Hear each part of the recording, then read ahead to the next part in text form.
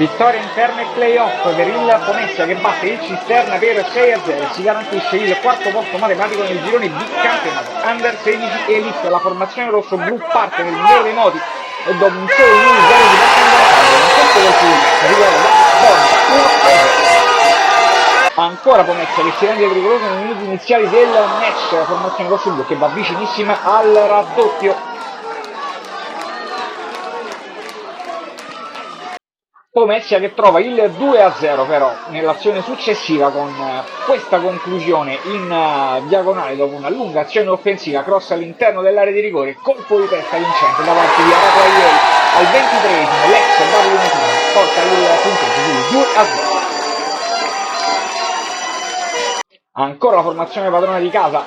si rende pericolosa con un Cisterna ormai già retrocesso nei regionali, palla che termina sul fondo, poi arriva il tris sempre nel corso della prima frazione di gioco in favore della formazione padrona di casa con questa azione in verticale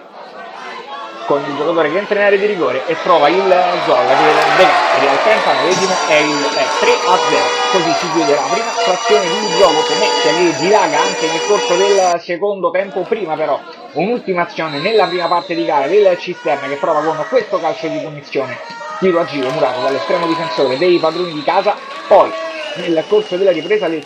altre tre reti da parte del Pomezia, la prima con questa azione offensiva diagonale vincente da parte di Boing fino alla sua doppietta al terzo del secondo tempo, poi c'è spazio anche per Camarà, sarà doppietta anche per lui, il primo gol da parte del giocatore classe 2010 arriva con questo contropiede al settimo, 5-0.